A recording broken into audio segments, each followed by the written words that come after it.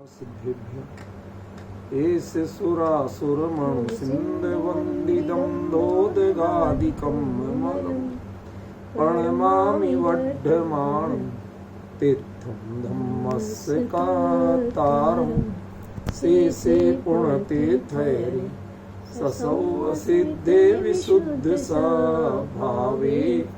समणे अणानदंसं चरित तव वीर्यायारि ते सौवे समगं पतेगमेव पतेगं वन्दामि अवट्टन्ते अर्हन्ते मानुषे खेते किच्चारिहन्ताणं सिद्धाणं तैणमो गणहराणम् अज्जावैवगाणं साहूढं चैव सौवेसिं तेसिं विशुद्धदंसं आणपहाणासमं समासेज्य ओवसंपयामि सम्मं जतो निर्वाण संपत्ति। धर्मानुरागी भाइयों बहनों, हम प्रवचन सार परमागम के चरणानुयोग चूलिका महाधिकार की गाथा 246 पृष्ठ 480 के आधार से चर्चा कर रहे हैं। पहले गाथा लेते हैं, फिर आज का विषय आगे लेंगे। अरहंतादि सुभक्ति वत्सलदा पवयणाभिजोतेषु विजदि जदि सामण्ये सा सुहजुक्ता भवेचर्या। अरिहंतादि भक्ति के क्रम में आज हम अभी चल रहे अष्टानिका महापर्व के नंदीश्वर भक्ति जो आचार्य कुंद कुंद ने लिखी उसके आधार पर चर्चा कर रहे हैं। मैंने आप लोगों को पाठ भेजा है जो छपा मिला, लेकिन ये जो पुस्तक है ये मूलतः 20 पंथ आमनाय वालों ने अपनी रुचि के अनुसार बनाई, गढ़ी, संकलित की, जो भी कहें वो है। उसका एक बड़ा सबसे बड़ा दुष्परिणाम इस नंदीश्वर भक्ति में आया। और भक्तियों में इतना नहीं है, जो उन्हें अपनी मान्यताएं मिलाना थी वो सब मिला दी। मूल जो नंदीश्वर भक्ति आचार्य कुंद ने लिखी थी और जो पूज्यपाद देवनंदी ने लिखी थी वह इसमें जितना मैटर दिया उसका 10% भी नहीं थी। क्यों?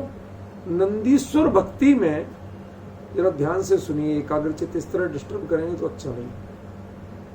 नंदीश्वर भक्ति में भरत क्षेत्र के तीर्थंकरों की वंदना का मतलब क्या है?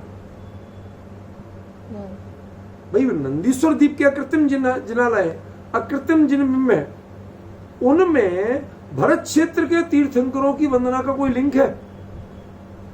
कोई मतलब बैठता है? अमित जी भाई साहब, आपको बात समझ में आ रही कि नहीं है? अरे भाई वहां पर तो सामान्य अरिहंत प्रतिमा के रूप में सारी वंदना है, उसमें कोई पर्टिकुलर तीर्थंकर की बात कहां से आ जाएगी? समझ गए? इन्होंने दी, ये मतलब प्रमाण है कि इन लोगों ने कितनी मिलावटें की।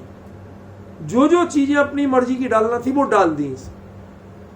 इसलिए हमारे ऊपर बहुत जिम्मेवारी है कि हम जो आचार्य कुंद कुंद की शुद्ध भक्तियां थी उनके सही पाठ को हम निकालें और सही रूप में प्रकाशित करें। जितना मिलावट का काम इनमें हुआ है, इन लोगों ने क्यों, मुमुक्षु लोग पढ़ते नहीं थे, मूल उन्होंने कभी निकाला नहीं, और ये लोग अपने, चूंकि इनकी क्रिया का प्रतिक्रमण का अंग था तो इन्हें पढ़ना पड़ती थी तो जहां जो कर सके, जिसने जो मर्जी वो मिला है।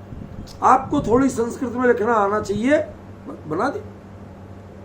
जिनका कोई लिंक नहीं है इससे, मैंने इसलिए इसमें जो थोड़ी बहुत मेहनत करके छांटी कि जो नंदीश्वर भक्ति के आचार्य कुंद कुंद के मूल पाठों का अनुवाद हो सकती थी, होंगी ये नहीं कह रहा, हो सकती थी, उनको आधार बनाए।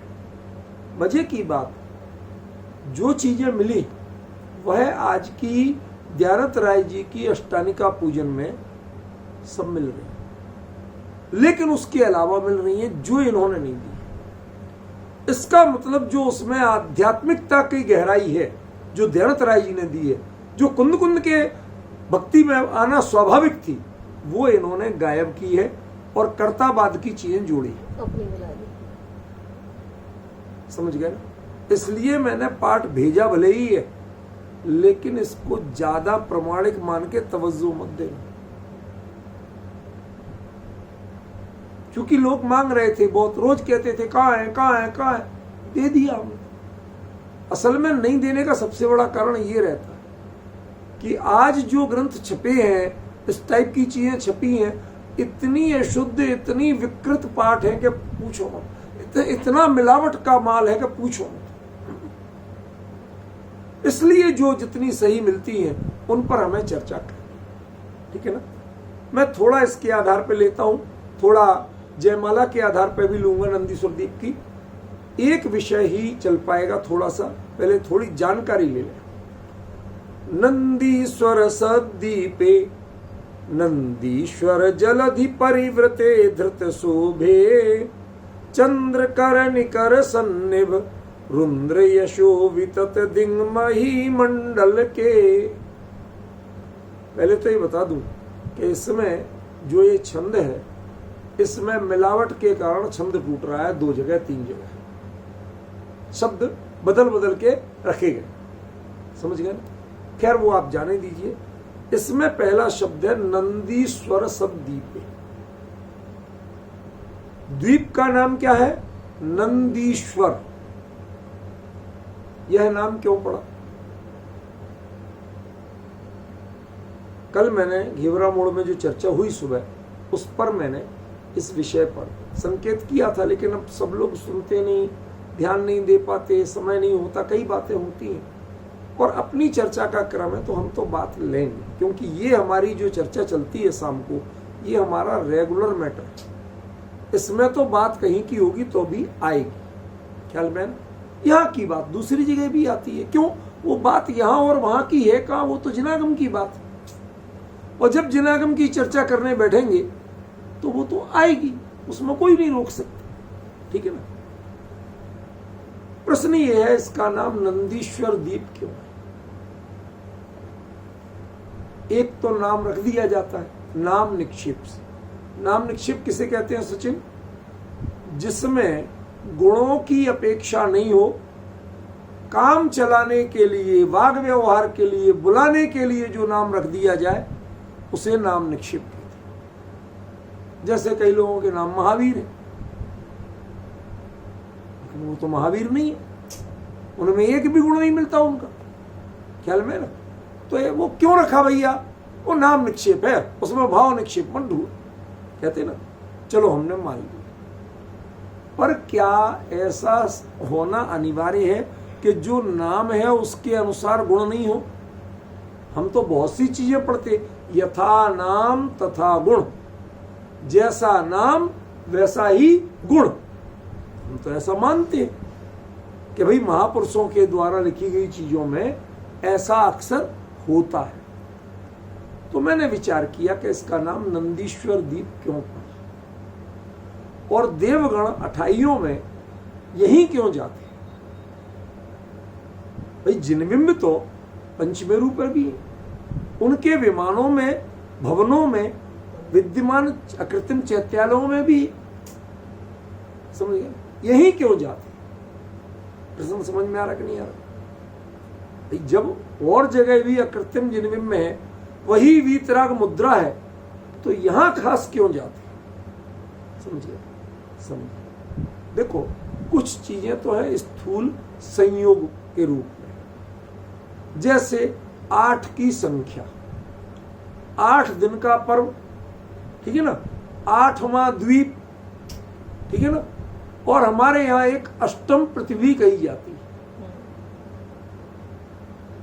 क्या? छिन्नमाही अष्टम भूवसे, पढ़ा है कि नहीं? सुना है? कौन? सिद्ध भगवान। तो जो सिद्ध शिला है उसको अष्टम भू, अष्टम वसुधा, वसुधा माने धरती, ऐसे प्रयोग किए जाते हैं, ख्याल में है ना? सिद्ध शिला। तो हमारा लक्ष्य क्या? सिद्ध शिला की प्राप्ति, वो भी 8वीं पृथ्वी है, इनके हिसाब से, ठीक है। जो 8 दिन का ये पर्व है, नंदीश्वर द्वीप भी 8वां द्वीप है, माने इसका संबंध हमने कहीं ना कहीं सीधे सिद्धपने से जोड़ा। समझ में? सिद्धों का स्वरूप, अत्यंत निर्मल स्वरूप, सारी साधना का साध्य जो है वो सिद्धत्व। ख्याल में? तो इसलिए भी कहा जा सकता, लेकिन जब हम नाम पर विचार करते हैं तो हमारे यहाँ ये जो वर्ब है, इस वर्ब के बारे में, क्रिया के बारे में, धातु के बारे में कुछ जानकारी संस्कृत प्राकृत के ग्रंथों में मिलती है। वो है टू नदी समृद्धौ। टू नदी, this the name of verb, ठीक है ना। टू नदी का नंद बनता है। संस्कृत में वर्ब है नंदती, नंदता, नंदंती। आनंदित होते हैं, आनंदित होता है, 2 लोग आनंदित होते हैं, बहुत से लोग आनंदित होते हैं। समझ गया ना? तो ये नंद जो है, ये शब्द, ये किसका वाची है? आनंद का वाची। समझ गया? परिपूर्ण आनंद। आनंद शब्द में जो आ जोड़ दिया, माने मजा तो है, लेकिन कई चीजों में पूरा मजा नहीं मिलता, कुछ ना कुछ गड़बड़ी भी होती। समझ में? जिसमें मजा ही मजा है, गड़बड़ी कुछ नहीं है, उसका नाम आनंद। और वह आनंद मात्र सिद्ध अवस्था में ही है। वीतराग अवस्था में, ये सराग अवस्था में आनंद नहीं है। क्यों? सराग अवस्था में जो हम आनंद समझते हैं, उसके लिए तो आचार्य कुंद ने लिखा सपरम बाधा संयम। ये कैसा है? इसमें तो डिस्टर्बेंस ही डिस्टर्बेंस, समस्या ही समस्या है। जिनको आप आनंद का कारण मानते हो, उनमें 100 समस्याएं खड़ी। ठीक है? जब इंद्रिय लब्धम तम सोखम दुखम एवता, इंद्रियों से जो प्राप्त किया जाता है वो सुख क्या है? वो तो दुखी। इसलिए ये नंद हो सकता है, लेकिन आनंद नहीं। वास्तव में तो नंद शब्द जो है वह समृद्धि का वाची। हम समृद्धि कैसे मानते हैं? पैसे से। ज्ञानी कैसे मानते हैं? आनंद से। जो चीज आपको आनंद नहीं दे सके, उसकी समृद्धि करके करोगे क्या? पैसा बहुत बढ़ गया, रात भर बेचैनी के मारे नींद नहीं आती है? चूहा भी दौड़ जाए तो आपको लगता आतंकवादी आ गए, लुटेरे आ गए, डाकू आ गए। क्यों होती है इतनी भय आशंका की स्थिति? इतनी दुर्दशा क्यों होती है परिणामों की? जिस पैसे को आपने सुख का कारण मान के जोड़ा था, वह प्रति समय आपके लिए दुख का कारण बनता है। प्रति समय। ख्याल में? तो ज्ञानी कहते हैं असली समृद्धि वो है जिससे तुम्हें आनंद मिले। जिससे तुम्हें दुख मिले वो समृद्धि नहीं है, वो संपत्ति नहीं है, वो तो विपत्ति। ख्याल में? तो जो नंद धातु है वो समृद्धिवाची। जो कुछ मिले आपको वो थोड़ा ना मिले। क्या आपको भोजन करना है ना, मैं रोटी का इतना सा टुकड़ा, जैसे लोग चींटियों के लिए डालते ना, वो उतना सा टुकड़ा आपको देता। रोटी दी ना मैंने, रोटी गई तो है ना अंश, आपको खाने को दिया ना, चलेगा? नहीं चलेगा। आप मजाक कर रहे हो? मेरे शरीर की स्थिति देख रहे हो? मुझे तुम इतना सा टुकड़ा दे रहे हो, ठीक है वो भोजन का ही टुकड़ा है, रोटी का ही है, उसमें अंश भाव रोटी से बनता है, लेकिन जो मुझे चाहिए, जो मेरा व्यक्तित्व है, जो मेरी अपेक्षा है, उसके अनुकूल क्या ये अंश है?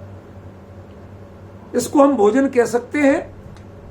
क्या आप कह सकते हो आपको भोजन दिया हमने? नहीं कह सकते। अंतर समझ रहे हैं? वही बात आचार्य यहां कहते हैं। क्या आपके लिए नंद, आनंद कितना चाहिए कि वो समृद्धि के रूप में लगे, भरपूर लगे, छलक उठे? जैसे लोटा भरते ना, भरते भरते भरते जितना डालो पानी भरता जाता है, भरता जाता है, फिर एक अवसर आता है कि वो छलक उठता है, उसके होठों से बहने लगता है। ऐसे ही आनंद जब हमारे हृदय में न समाए और शब्दों में व्यक्त होने लगे, तो उसको नंदीश्वर की पूजन जानना। और यदि आपको खेद खिन्नता लगती है, कितने दिन निकल गए, कितने और बचे, ये हिसाब किताब लगाना पड़ता है। तो आपने नंदीश्वर की पूजन नहीं की भैया, किसी और की होगी।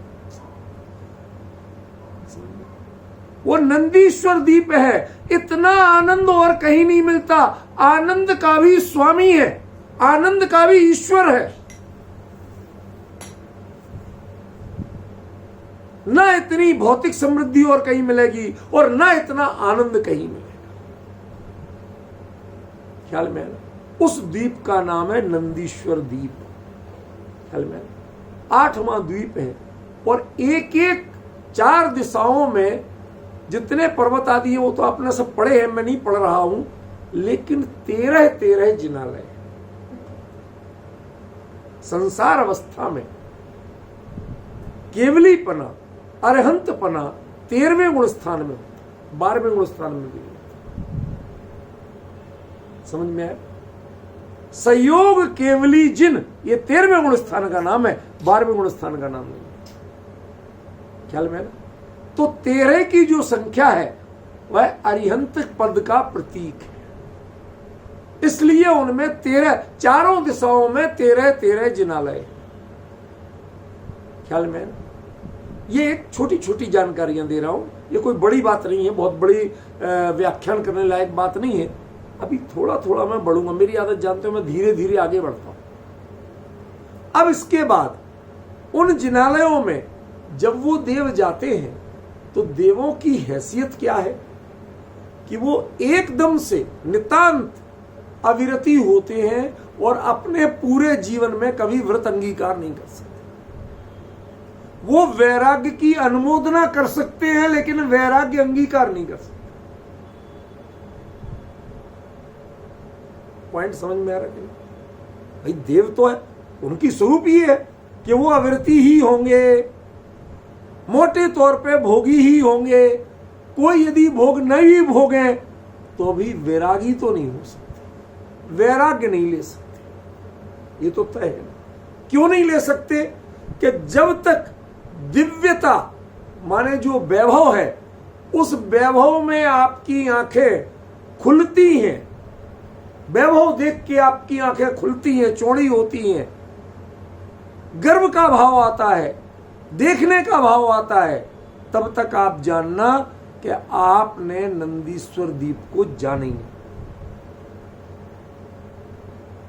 आज जो चर्चा चली सुबह, उसका रहस्य आपको बताना अपना तो क्रम है। सुनिए, जब तक आपके मन में भगवान के अतिशय होते हैं कि नहीं होते, जन्म के 34 अतिशय, केवल ज्ञान के इतने अतिशय होते कि नहीं होते, पढ़े। अब मैं पूछना चाहता हूं, यदि अतिशयों पर आपकी दृष्टि है, किसी भी प्रकार के लौकिक चमत्कार, वैभव, इस पर आपकी दृष्टि है, तो आपके जीवन में कभी नंदीश्वर द्वीप की पूजा वंदना होनी नहीं है, अठाई पूजा होनी नहीं। भाई क्यों? वो लिखते हैं जो कविवर, इसी का अनुवाद, कोटि शशि भानु दुति तेज छिप जात है। एक बात बताओ, आकाश में सूर्य या चंद्रमा कुछ भी निकला हो, उसका जो तेज है, तेज कब कहलाएगा? कि जब वह आपकी आंखें चुंधिया दे, वह उदित रहे तब तेज है, कि जब वो ढका रहे तब तेज है? उदित रहे तभी है ना। और वहां बादल बीच में हो नहीं रहे, कोई बाधा बीच में ला नहीं रहा। तो जब उन जिनबिंबों का, रत्नमयी जिनबिंब में इतनी चमक, इतनी चमक, करोड़ों सूर्य वो भी उसके आगे फीके पड़ जाए, चंद्रमा वो फीके पड़ जाए। सच बताओ, सूरज की ओर आप देख सकते हो? नहीं। क्यों नहीं देख पाते? आंखें चुंधिया जाती, उतनी चमक हमारी आंखें बर्दाश्त नहीं करती। सही है ना? अब इसके आगे बात बताओ, इतनी चमक, उससे कई गुना चमक उन जिनबिंबों में है, उसके बावजूद तेज छिप जाते हैं।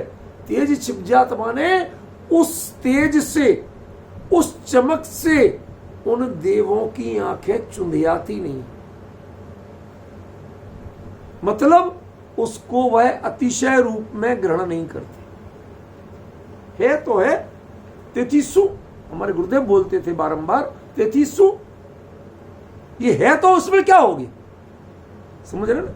आचार्य रमणचंद्र का पेटेंट वाक्य तथा किम, उससे क्या होगा। आचार्य अकलंक देव ने भी स्वरूप संबोधनम पंचविंशति में बारंबार लिखा तथा किम, यदि तुम्हें संसार की कोई उपलब्धि मिल भी गई तथा किम, तो उससे हो क्या गया। क्या 4 गति 84 लाख योनियों का परिभ्रमण छूट गया, क्या तुम्हें इंद्रिय दुखों का भोगने का मजबूरी नहीं रही, सब चल रहा है। तो कहते तथा किम, उससे कोई लाभ ही नहीं है, उससे क्या फायदा, समझ रहे ना। तो आप सोचिए कि जो देव बेसिकली भोगी कहे गए, वैराग्य जिनके जीवन में होता नहीं, वो जब वैभव का की पराकाष्ठा जहां है, ऐसे नंदीश्वर द्वीप में पहुंचते हैं, उन जिनालयों में पहुंचते हैं, तो पहुंचने के बाद उन्हें जरा भी ये आकर्षण नहीं होता है कि अरे इतनी बड़ी प्रतिमा, इतनी भव्य, इतनी चमकदार हम देखें, ऐसा उन्हें भाव नहीं होता। वह उसमें चमक नहीं देखते, रत्न नहीं देखते, चुंधियाना नहीं देखते, उनकी आंखों पे एंटी ग्लेयर लेंस लगा होता है। आजकल चल गया ना एंटी ग्लेयर लेंस, वो लगा होता है। मींस हम अतिशय को देखेंगे ही नहीं, हम अतिशय से प्रभावित नहीं होंगे, हम वीतरागता के आगे इन अतिशयों को अत्यंत तुच्छ मानेंगे। चाहे वो अष्टमंगल हो, अष्ट प्रातिहार्य हो, धैर्य से सुनना, दुंदुभी भी एक प्रातिहार है, दर्पण भी, ये सब मंगल द्रव्य, समझ में आया ना। इनको भी, जिनको आप बड़े इज्जत से सजा के रखते हैं, मंगल द्रव्य मानते हैं, उनको क्या कहते हैं, कोई कीमत नहीं। क्यों, वहां जो जाते हैं वो ना छत्र की कीमत करते हैं, ना चंवर की कीमत करते हैं, ना भामंडल की कीमत करते हैं, ना वेदी की कीमत करते हैं। किसकी कीमत करते हो भाई, रत्नमयी जिनमें में है उनकी तो करते हो। कहते उनकी भी नहीं करते, तो करते क्या हो कि उनमें जो वीतरागता झलकती है, हम उस वीतरागता को देखते हैं, और जो उस वीतरागता को देखता है उसके परिणाम संसार से विराग के होते हैं।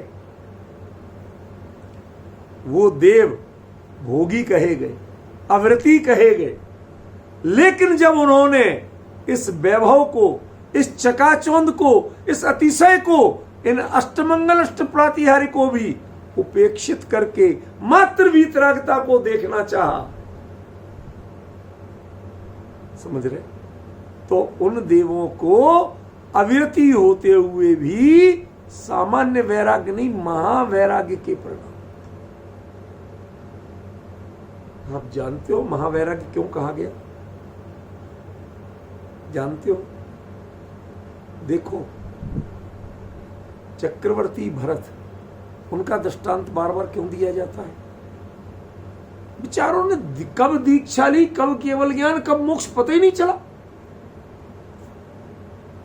घर के लोग कहते हैं अभी 15 मिनट पहले, आध घंटा पहले तो यही थे, समझ गए। मंत्री कह रहे कि अभी तो मेरे से बात कर रहे थे। वहां पहुंचे, पंचमुष्टि केस लॉन्च करते करते केवल ज्ञान साधना, सारी साधना तुमने की कब थी, कर्मों का अभाव किया कब था, इतनी निर्जरा की कब थी।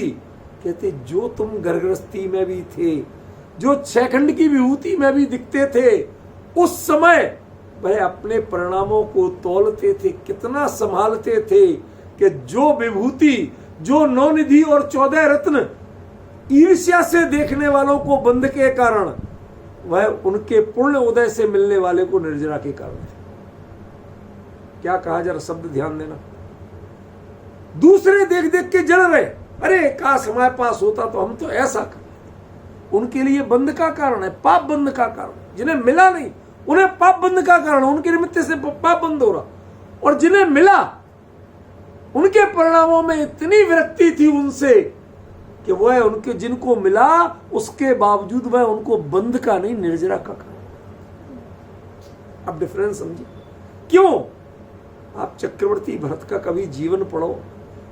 आदरणीय बाबूजी से, युगल जी साहब से कई बार मैं सुनता था, वो बेहद पक्षधर थे भरत के। वो बाहुबली का उतना महिमा मंडन नहीं करते थे, भरत के पक्षधर थे।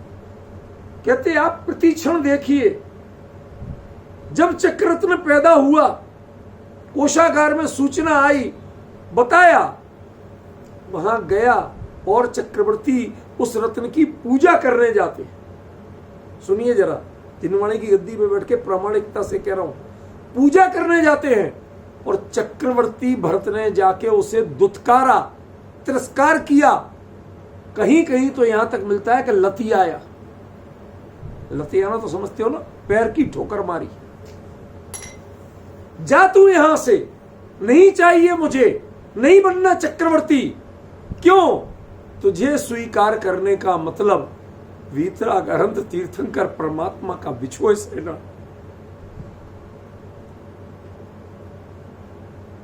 पिता की बात नहीं थी।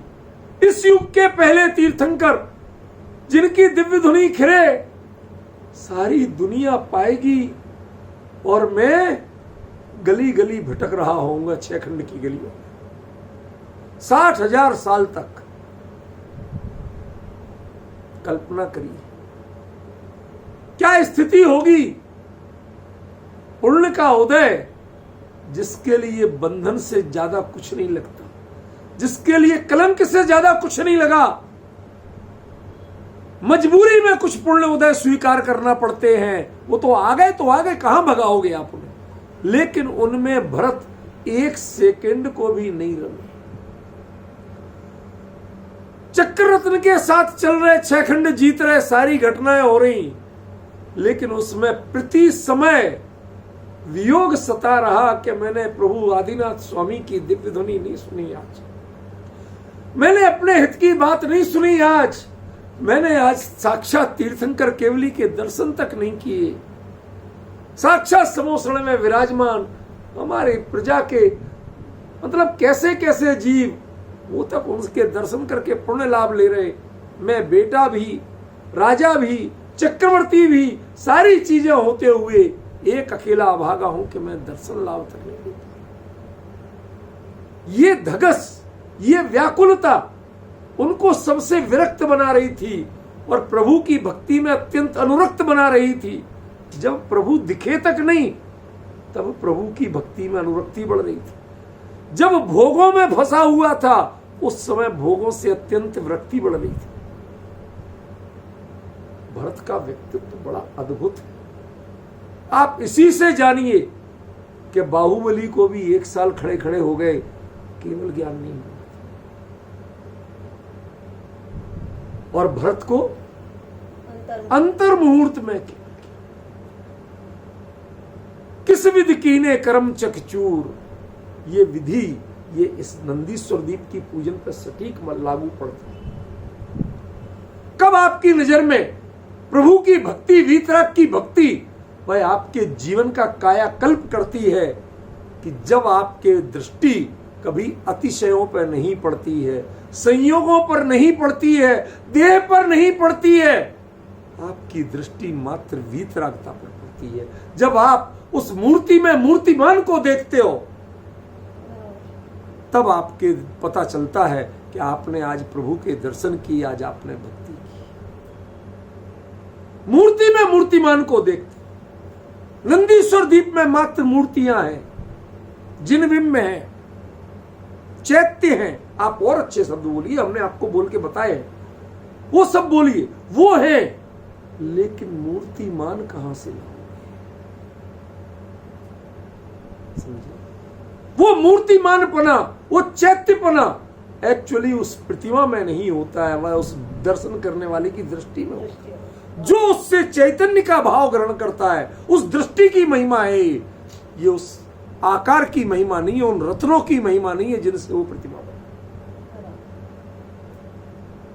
समझ में? आपको पहले आप साधन जुटाते हैं, अंतरंग को उसके अनुकूल नहीं बनाते। आपको अपने आप को संभालना है, उसे नहीं संभालते हैं। आप वस्त्र संभालते, कोई छू ना ले। सामग्री संभालते हैं, अरे 28 की पूजा थाल भर के बनाओ, इतनी पूजाएं करनी है। समझ रहे? आप सब चीजें संभालते हैं। जो पेटियों में बंद है मंदिर के, छत्र चमार भामंडल और अष्टमंगल अष्टप्रातिहार सब खुल के आ जाते, झांझ मंजीरे सब खुल के आ जाते हैं। सारे साधनों को जुटाते हैं आप, और आपकी इस पूजा के भाव को तब खेद पूर्वक कहना पड़ता है कि आप साधना को नहीं जुटाते। साधना होती है परिणामों में, और साधन होते हैं बाहर के। आपने सारी व्यवस्था बाहर की, अंतरंग की नहीं की। जब आप ये सारी व्यवस्था लोग जुटा दें और आपकी दृष्टि में मात्र वीतरागता हो, वो इतनी भव्य देह, 500 धनुष की काया, इतना विशाल जिनबिंब, पद्मासन में 500 धनुष, आप सोचिए, कल्पना करिए। और ऐसी रत्नमयी, बिंब 100 रत्नमयी सोहई। लेकिन ध्यान दीजिए अगली पंक्ति, देव देवी सर्व नयन मन मोही। वो देव और देवी एक दूसरे को देख के उनके नेत्र नहीं मिलते हैं और उनका मन मोहित नहीं होता है। वो साथ खड़े हैं, जिनसे भोग भोगे वो साथ खड़े हैं, एक साथ खड़े हैं, बगल बगल में। उधर उपयोग ना नजर जाती है, ना मन जाता है। मन बनता है तो प्रभु की भक्ति से, नजर बंधती है तो प्रभु के दिव्य वीतरागी स्वरूप से। ये कला तो सीखिए आप। नंदीश्वर की पूजा और 28 की पूजा कैसे होती? Kindly prepare your self. हम सबको संवारते, देह को संवारते, वस्त्र को संवारते हैं, सामग्री को संवारते हैं, लेकिन भाव नहीं संभल पाते। जहां तैयारी करना चाहिए, नंदीश्वर की पूजा भावों से होती है, न वस्त्रों से होती है, न साधनों से होती है। पूरी पूजा में बारंबार कहा गया भाव संभालो। क्यों?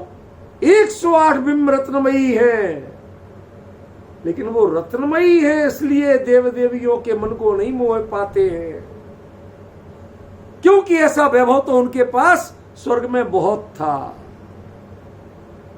रत्नों की कोई कमी नहीं थी, साधनों की कोई कमी नहीं थी। ऐसे रत्नों से बने होकर के भी प्रभु का जब स्वरूप देखते हैं, उनकी मुद्रा देखते हैं, तो अंतरंग में स्वरूप में डूब। गुरुदेव बारंबार गाते थे, स्वरूपे डूबे ला नमन तुझने। उन्होंने कभी ये नहीं गाया कि रत्नों के बने हुए जिनबिंब तुम नमन तुझने हो जिनवरा। क्यों? कितनी बड़े आकार वाले नमन तुझने हो जिनवरा, कैसी वेदी पे विराजमान नमन तुझने हो जिनवरा, 64 चमर डुलते हुए नमन तुझ। कहीं नहीं गाया, कभी नहीं बोला। आप कल्पना तो करिए क्या है स्वरूप। क्या कहती है अष्टनंदीश्वर दीप की पूजन की जयमाला? समझ रहे ना? बिंबे 100 रत्नमयी सो। वो अपने आप में रत्नों से सुशोभित है, बिंब रत्नों से सुशोभित हैं, लेकिन देव देवियों के मन और नयन उन रत्नों पर मोहित नहीं है। वह उसमें झलकने वाली वीतरागता, वह आत्मलीन परिणति, जिसको गुरुदेव बारंबार कहते थे, स्वरूपे डूबे ला नमन तुझने। उन्होंने देह की वंदना नहीं की, अपने स्वरूप में तन्मय परिणति की वंदना की और किसी की वंदना नहीं की। ऐसे जीव जानते हैं, ऐसे जीव पात्र होते हैं नंदीश्वर दीप के। सारे देव नहीं चले जाते। जिनके जीवन में सम्मित्व का सौभाग्य मिलना हो, क्योंकि इससे आगे तो हो नहीं सकता। जिनके जीवन में सम्यक्त्व का सौभाग्य मिलना हो वही विरले जा पाते हैं। होने को तो सोनगढ़ में हलवाई भी जाते थे, खाना बनाते थे, सिक्योरिटी गार्ड्स भी जाते थे। उन दिनों महात्मा आसपास के कस्बों से सारे तांगे, ऑटो, सबकी भीड़ लग जाती थी, सबको रोजगार मिल जाता था। सब कहां जा रहे? सोनगढ़ जा रहे। कितने विरले थे जो गुरुदेव के प्रवचन सुनने जाते थे, उनका उद्बोधन सुनने जाते थे, और कितने विरले थे जो उन सबके वहां की चकाचौंध से हट करके मात्र गुरुदेव के द्वारा जो गायक भगवान आत्मा की धुन गाई जाती थी उसमें रमते थे। बाकी चीजों में हमने बहुत लोगों को देखा। साहब आज बहन श्री की जयंती, कोई है नहीं, मैं तो वैसे बता रहा हूं दृष्टांत में, आज बहन श्री की जयंती है, आज चलो आज तो बढ़िया माल बनेगा। जो गुरुदेव ने परोसा वो तुम्हें कभी माल नहीं लगा, और जो हलवाई बनाएगा वो तुम्हें माल लगता है, उसमें तुम्हारी महिमा बुद्धि होती है। इसका मतलब तुम अभी यहीं के जिन दर्शन के पात्र नहीं हो, नंदीश्वर के तो पात्र कहां बनोगे? सारे देव नहीं जा पाते हैं, जिनका सौभाग्य होता है वही नंदीश्वर जीत जाते हैं। कैसी भावना भाते हैं, आपको दृष्टांत रूप में बताता हूं। सौधर्म इंद्र भगवान के पंचकल्याणक देखता है, एक एक कल्याणक में बदलती हुई प्रणति। जन्म लिए थे प्रभु तो ये स्थिति थी, जन्म लेने के बाद राजपाट करते हुए ये स्थिति थी, फिर धीरे धीरे कब एक निमित्त बना, कोई बाहरी कारण बना, अंतरंग प्रणति जोर मारी, जब वैराग्य लेते हैं तो ये स्थिति थी। वैराग्य के बाद साधना करते हुए मौन साधना, अखंड मौन साधना, और जब केवल ज्ञान होता है उस समय के परिणामों की श्रेणी आरोहण करके कैसे केवल ज्ञान हो रहा।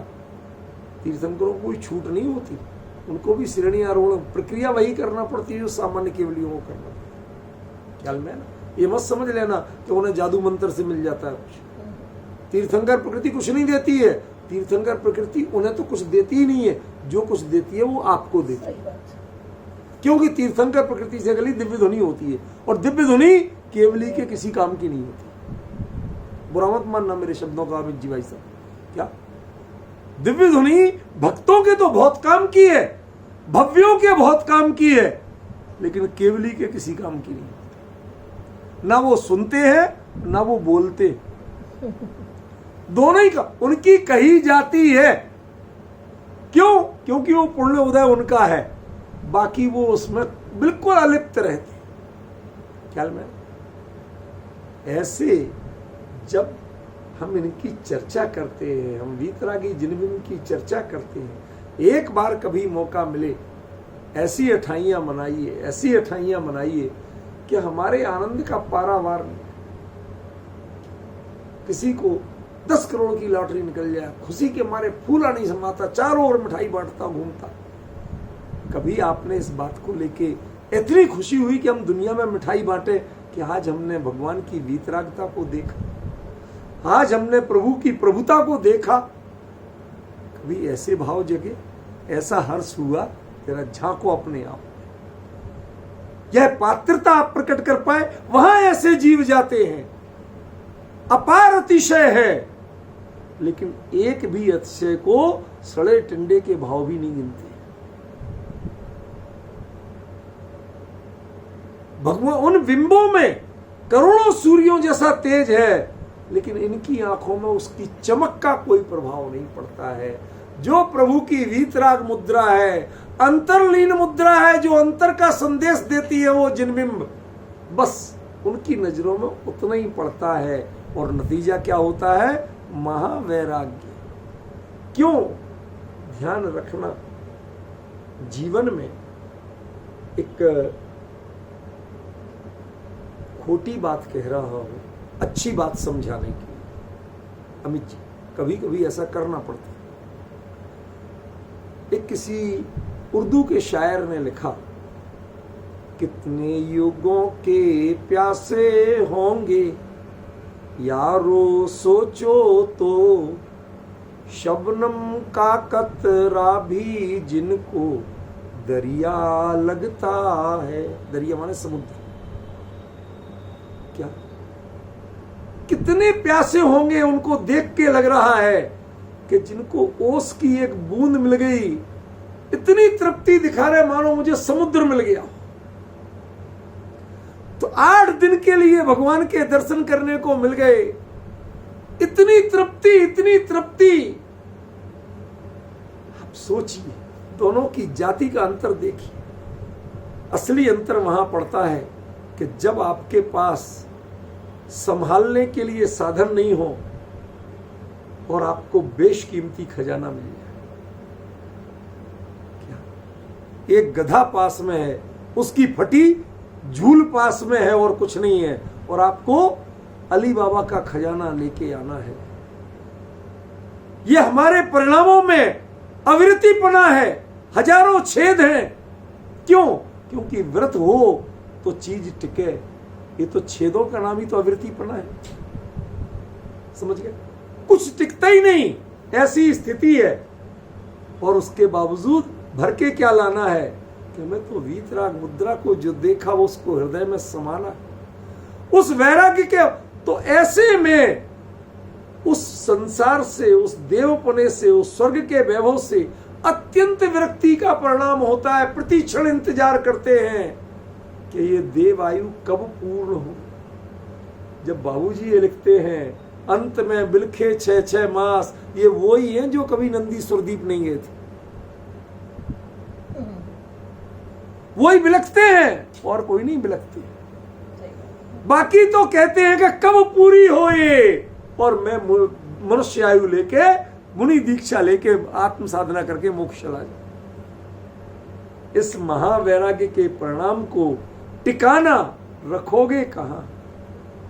जैसे एक गरीब की झोपड़ी में राष्ट्रपति अचानक पहुंच जाए तो बेचारा हड़बड़ाता है, महाराज कहां बिठाऊं आपको? मेरे पास तो ये जो मूड़ा है ना, ये भी 3 टांग का, इसकी 4 टांगें पूरी नहीं, टूट गई थी एक, बिठाऊं तो बिठाऊं कहां? हड़बड़ाता है, व्याकुल होता है। फिर भी मानता है मेरा परम सौभाग्य कि आप मेरे जैसे कुटिया में पधारे। ऐसे ही वो देव अपने हृदय को टटोलते हैं कि तुम्हारे यहां तो इस हृदय में जिसमें अविरति भाव है, उसमें वैराग्य को संभालने लायक तो कोई चीज है ही नहीं, कोई पात्रता नहीं है। जब ऐसे में चीज मिलती है तो आदमी, जब बहुत दिनों बाद मिलती है, बहुत कष्ट से मिलती है, अत्यंत दुर्लभ चीज मिलती है, तो आदमी उसे सहेजता बहुत, सहेजता बहुत है। वो वैराग्य, महावैराग्य क्यों बन जाता? क्यों? क्योंकि हमने उसकी मनुष्यों की कीमत नहीं की। और वो देव ऐसे संजोते हैं कि बस अब अगला भाव हमें वैराग्य अंगीकार करके मोक्ष जाने का है, अब इसके बाद कोई भाव नहीं करेंगे, हमें स्वर्ग नहीं चाहिए। और हम क्यों करते हैं? स्वर्ग कामम यजेत, स्वर्ग मिल जाए इसके लिए हम सारी पूजा करते हैं, संपत्ति मिल जाए इसके लिए हम पूजा करते हैं, पुण्य मिल जाए इसके लिए हम पूजा करते हैं। और वो दर्शन भी करते हैं, भक्ति भी करते हैं। तो ये जितना पुण्य है ये मेरा छूट जाए और मेरे लिए अत्यंत दरिद्रता आ जाए। अत्यंत दरिद्रता माने तन ढकने को रेसा नहीं, खाने को दाना नहीं, जेब ही नहीं तो पैसा काहे में रखे। समझ गए? ऐसी दशा मिल जाए, चाय नहीं, चाय गई चिंता गई, मनुआ वे परवाह, जिन्हें कछु नहीं चाहिए ते नर साहंसा।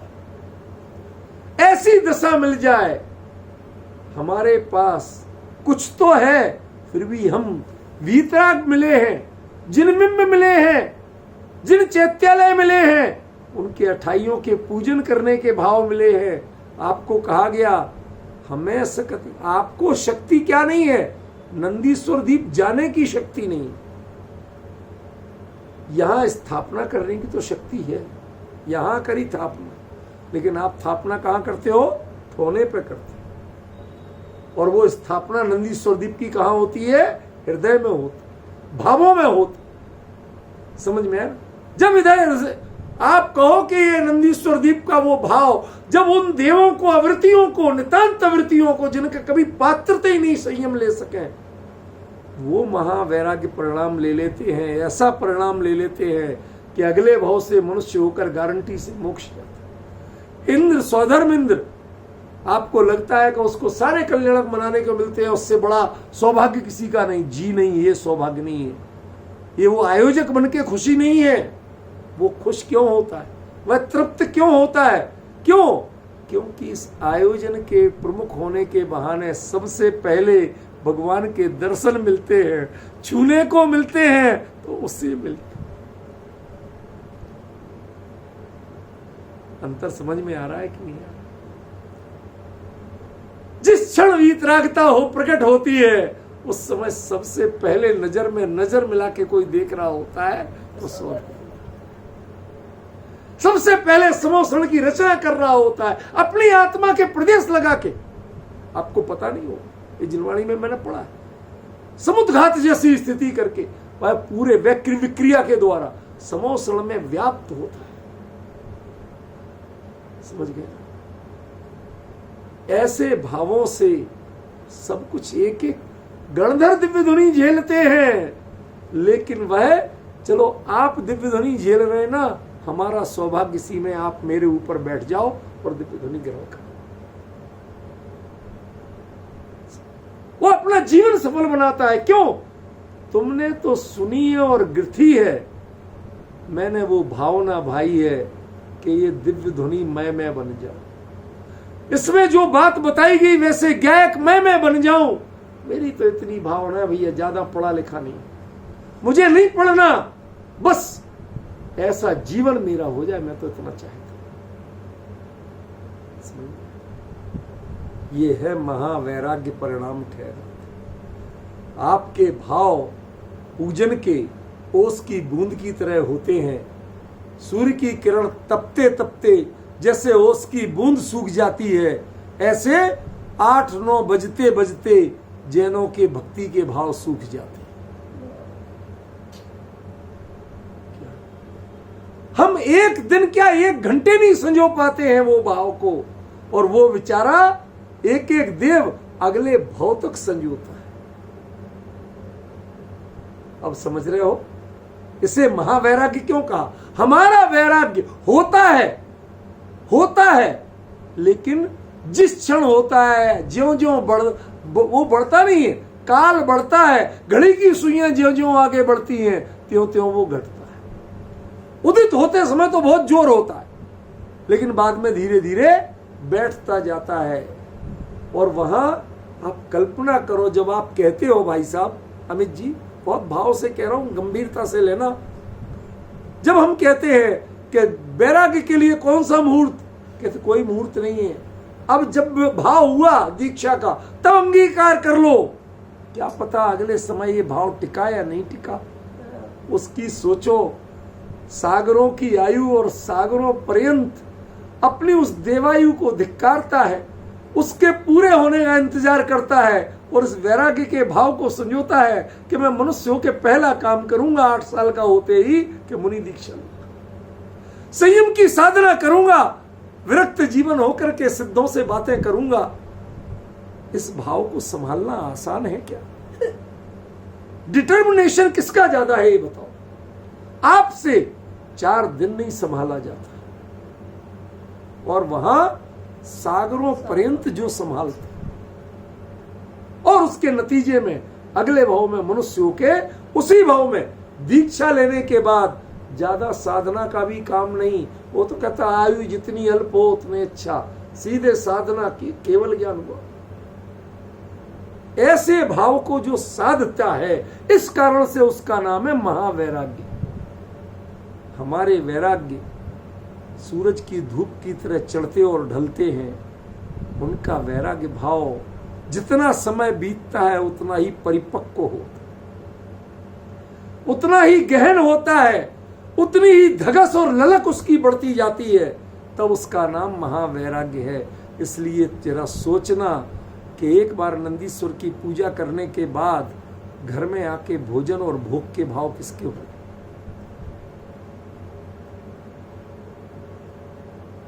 और यदि हो जाते हैं विधान से उठते ही, और महाराज क्या मालटाल बनाया आज,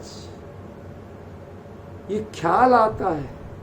यदि भोजन में नमक नहीं है तो उसका पूरा एहसास आपको होता है, क्या महाराज आजकल ध्यान नहीं है तुम्हारा, नमक नहीं डाला, समझ गया। इंद्रिय विषयों पर एकाग्रता है आपकी, पूजा की आपने वीतराग की, लेकिन आपकी साधना में, आपके जीवन में राग घुसा।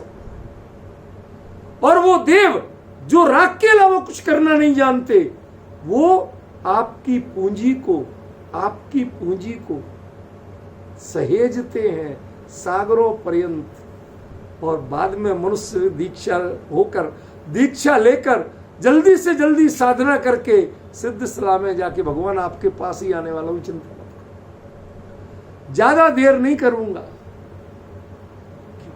इन मनुष्यों के कई भाव हो जाते हैं और उनके अगले भाव से होते हैं। ये है पहचान महावैराग्य की, ये सामान्य वैराग्य नहीं। जब आपके पास कुछ नहीं हो तब आपने सब कुछ संभाला, और ऐसे संभाला कि और दूसरा नहीं संभालता। इस डिटर्मिनेशन का नाम है महावैराग्य। अब आप बताइए, जिन बिंब के दर्शन करके, अठाइयों की पूजन करके, विधान करके, चाहे सिद्धों की करो, किसी की करो, मुद्दा ये नहीं है, क्या आपके मन में ऐसे कोई भाव हुए? मैंने देखा है जितने लोग भी ये विधान कराते हैं, मैं सबकी तो नहीं कहता हूं पर अधिकांश की जरूर कहता हूं, उनसे पूछो तो कोई तो प्रसन्न होते हैं कि हाँ साहब, हमने यही भावना से किया था कि फला काम निपट जाए और हो गया, हमारा तो विधान सफल हो गया। और कई कहते भाई पता नहीं चक्कर क्या है, लोग कहते तो थे, लेकिन यहाँ तो हमने तो इतना खर्चा भी किया, सब कुछ किया, कोई फायदा ही नहीं। मतलब दोनों कौन है? दोनों महाराग परिणाम ठहरात वाले हैं, महाभोग परिणाम ठहरात वाले हैं, जिन्होंने वीतराग की पूजा को, वीतराग के विधान को, वीतराग की भक्ति को भोगों का साधन माना। इससे बड़ी विडंबना और होगी क्या? क्या इससे बड़ी विडंबना और क्या हो? समझ रहे हो? एक प्रसंग याद आता है। अजमेर के पास एक छोटा सा गांव है वडली। उस वडली गांव में एक पहले विद्वान थे, रिसर्चर, राय बहादुर गौरी शंकर हीरानंद ओझा। वो टहलते टहलते ढूंढते ढूंढते पहुंच गए तो एक किसान के बरामदे में उसे एक बड़ा सा पत्थर रखा दिखा। उन्होंने गौर से देखा तो उस पर कुछ लिखा था। उससे पूछा, भैया क्या करते? कहते इस पे चटनी पीसते। इसे ही क्यों लिया, किसी और पे पीस लेते। कि दूसरा पत्थर लाते, चट्टान लाते तो उसे टांकना पड़ती, उस पर टक मारना पड़ते, तब तो चटनी पिसती, चिकने पे कैसी पिसती? इसमें पहले से टक लगे हुए थे। ये भगवान वो रो पड़े, कहते भैया ये भगवान महावीर के काल का शिलालेख, इतनी बेशकीमती चीज, उस लिपि को तूने चटनी पीसने का साधन बनाया कि टाकना नहीं पड़ेंगे। अरे लाख पत्थर टकवा लो मेरे से भैया, उसके पैसे ले लो, लेकिन इसको बख्श। 4 मजदूरों को उस जमाने में कितने पैसे दिए और उसको लाके अजमेर तक रखवाया। आज भी अजमेर संग्रहालय में है। भगवान महावीर के निर्वाण के 84वें वर्ष में वह शिलालेख लिखा गया था। उन्होंने कीमत की। मैं क्या कहना चाहता हूं, जिसे समझ में आया, एक की समझ क्या कि इस पे चटनी अच्छी पिसेगी, टका हुआ है। दूसरे की समझ क्या कि अरे इसमें भगवान महावीर का संवत लिखा हुआ है, इतनी बेशकीमती चीज है, इसे चटनी पीसने का काम मत लो। इससे ऐसे ही 28 के पर्व को, नंदीश्वर के पर्व को तुम भोगों की पूर्ति का साधन मत बनाओ भाई। इसके लिए विधान मत करो भाई। ये अतिशयों की चकाचौंध जब तक आंखों में रहेगी, तब तक तुम्हारे जीवन में नंदीश्वर भक्ति का परिणाम यानी महावैराग्य का परिणाम कभी हो सकता नहीं। उसकी पात्रता के बिना नंदीश्वर की भक्ति किसी काम की नहीं है। वो ढोल मंजीरा बजाओ, जितने चाहे नचिए गवैये लाओ, चमर डुलाओ, इन सबसे कुछ नहीं होने। इसका नाम नंदीश्वर भक्ति नहीं। नंदीश्वर भक्ति वो है कि एक शब्द नहीं बोलो आप, फिर भी वीतरागुण बिंबों को देखने के बाद आपके अंदर में ऐसी धगस लगे कि अब इस भाव से भी मोक्ष नहीं जा सकते, पंचम काल वाले नहीं जा पाते, लेकिन प्रभु अब मुझे देवगति नहीं चाहिए, अगला भाव बस मनुष्य का मिल जाए, किसी भी गरीब से गरीब का मिल जाए, लेकिन मनुष्य का मिल जाए ताकि दीक्षा लेके मोक्ष जा पाऊं। उस भोग भूमि में नहीं मिले, मुझे भोग भूमि नहीं चाहिए, स्वर्ग के विमान नहीं चाहिए, किसी गरीब के यहाँ कर्म भूमि में पैदा होऊं, चौथे काल में पैदा होऊं, मजदूरी करना पड़े तो मंजूर है, रूखी रोटी खाना पड़े तो मंजूर है, लेकिन संयम की साधना की पात्रता दे दो प्रभु, मुझे और कुछ नहीं चाहिए। अब समझ में आए, दे दो ये याचना ये कब आती? भगवान नहीं देते, अच्छी तरह जानते हैं, लेकिन दे दो की भावना कब व्यक्त होती है? ऐसे व्यक्त होती है कि जब अंदर में महावैराग्य के परिणाम हो। एक ही बात लगती है कि वो दिन कब पाऊं जब घर को छोड़ बन जाऊं। चल गया, आज समय हो गया, अभी इसमें बहुत मर्म बाकी है, आपको कल बताऊंगा।